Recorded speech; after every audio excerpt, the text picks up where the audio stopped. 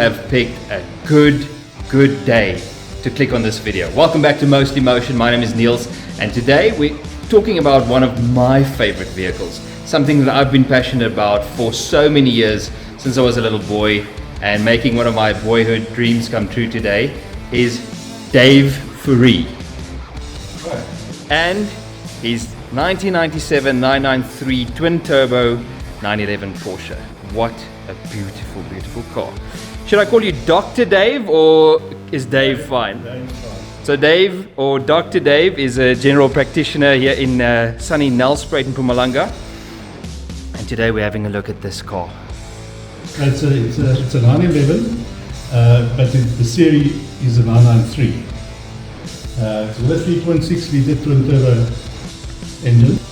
Optional extras on this car, other than as it came standard, was the aero kit, the front bumper, and the rear. That was optional extra from the factory that you could choose. So this car, as it's standing in your garage, is factory standard. Everything on the car is factory standard. That's amazing. Okay, so I'm going to do a walk around the car, and maybe you can just give me more information, because before we started the video, we spoke about this front lip here, and let's maybe start there. That is mainly to balance out the effect of the wing at the back. The wing at the back basically forces the rear end of the car down on the road for better traction and stability, which would then tend the nose to become lighter. Now what happens there, it channels the air up and to the sides of the car instead of channeling it underneath the car, which would even make the nose lighter. So we're talking aerodynamics, higher speed, and that sort of a thing. Yeah. So we'll get the car outside just now, because there's a very special paintwork that was been done to this car. Obviously as close to factory as possible. We're also going to do the interior a little bit later, but I want to get to the back here and talk about this. Is this considered a whale tail? No, whale tail is the original whale tail came out in the Carreras and the 930 Porsches, and some people confuse the whale tail with a T-tray. The T-tray is the one that is on the 930. The whale tail is actually it's got the shape of the whale tail. Okay. But no, this is definitely not a whale tail. This is specifically designed for the 993. And this is a spoiler. They call it a spoiler. Well, yeah, I don't know exactly the right word for that. So are these air intakes here? Are they functional? They're functional. They force the air into the engine bay for the air intake. So yeah, those are functional. This is the last generation. The 993 is the last generation of air-cooled Porsches. Did you buy the 993 specifically for that reason? No, I didn't buy it for that reason. I just bought it because it was my passion, and this was the ultimate of the last of the air-cooled engines.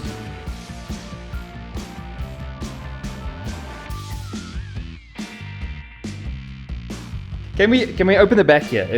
Can we see in the back here? So, that's beautiful. So what we've got here is a 3.6 litre air-cooled 6-cylinder twin-turbo Porsche motor, and these are the last of the air-cooled engines. What I really want to try and do with Dave today is try and have you experience the G-forces and the acceleration of this car more than what you would usually see on some of these videos, because I know sometimes you see a video and there's a guy sitting in the passenger seat and he goes and you don't experience it. So what we're going to try and do today, we're going to make use of a drone, we're going to make use of other cameras. We'll have 3 cameras inside the car to try and show you the acceleration. We'll talk torque and horsepower figures and so on as soon as we get going.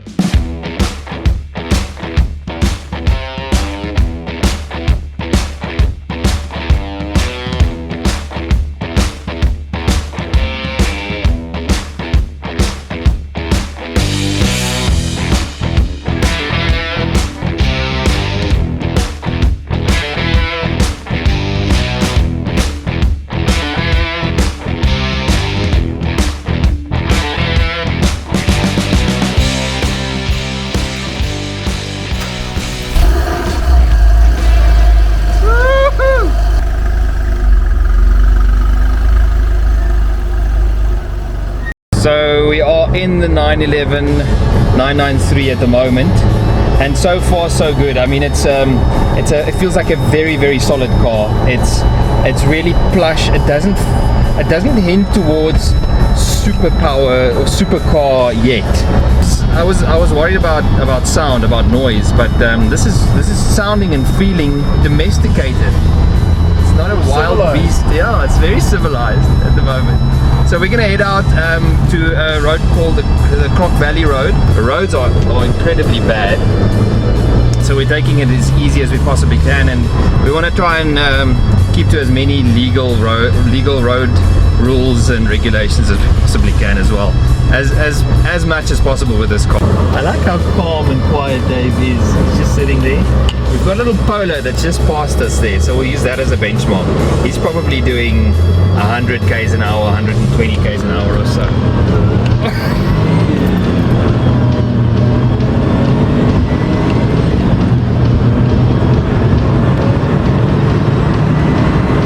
It's so docile and usable until you start getting aggressive with it, and then it's aggressive. Then it lets you know.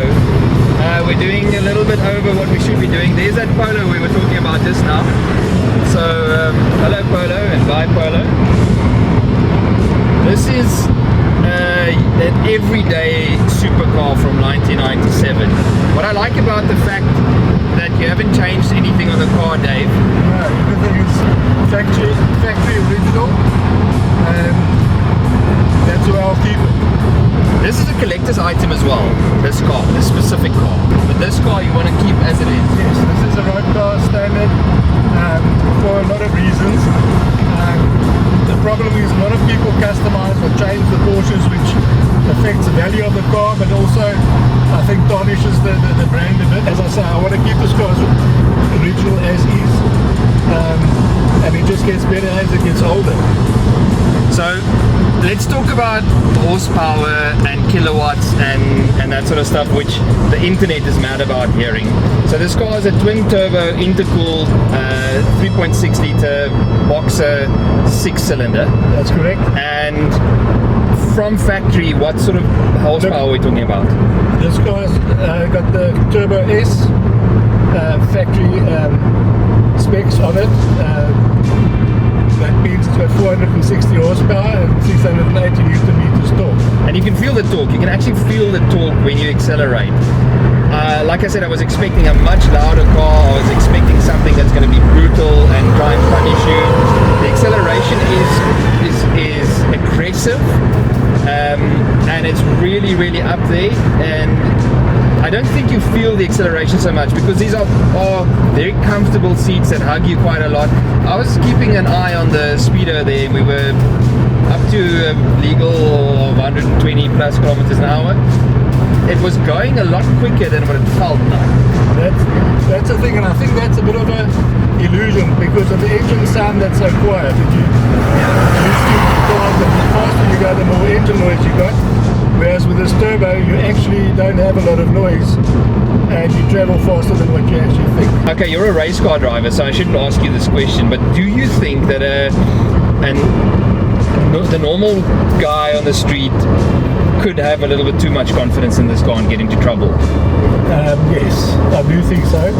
If you travel at normal speeds, it's a normal car, it's a very safe car to drive.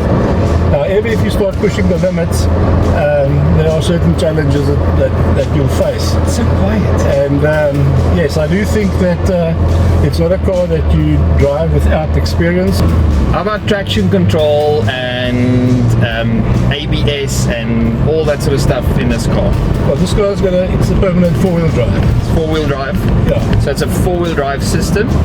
Does it alternate in terms of how much power it sends to the front and the rear? I think it's like a 60-40%, I'm not 100% sure. Okay. On that, but it doesn't vary all the time, no. So it's a fixed bias, front and rear, and 460 horsepower, 680 newton meters of torque, going up a hill at the moment, and the power is on tap. It's really right there when you want it. These roads aren't really built to be driven on fast, but the steepest bit's coming up here. I won't show the speedo, but we're doing really impressive kind of speeds with this car. And this car is just so much fun to drive. You can't drive this car and not have a smile on your face. I think that's really what it's about. Yeah, one of the difficult things is actually to stay within the speed limits.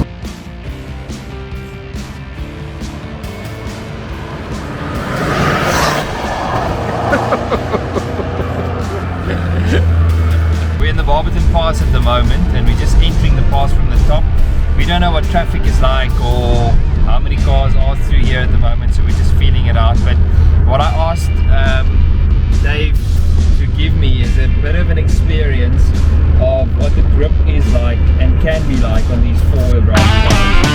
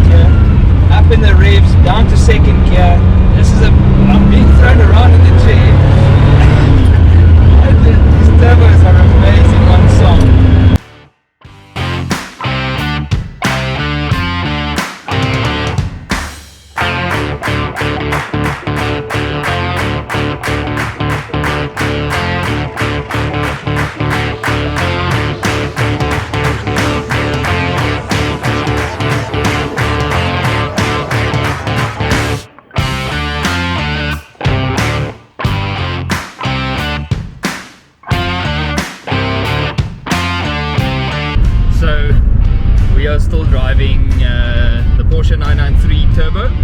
I've managed to crash my drone next to one of the busiest passes in Mpumalanga, so it's a beautiful road to drive.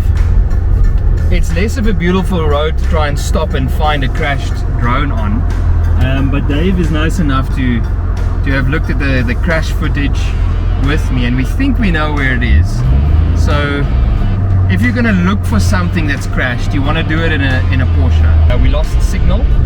We nearly got crashed into by a guy in a Polo, and now we're looking for the drone because its battery ran out. And I saw on the monitor how it crashed and more or less where it crashed, and now we're going to go look for it. I almost can't believe it. Found it. And it's still on as well. And I wasn't lying, we were doing it in the Porsche. Got it.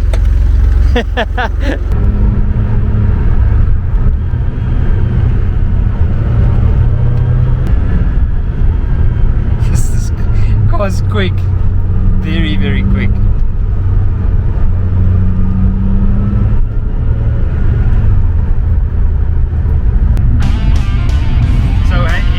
Now after what I would say is quite a successful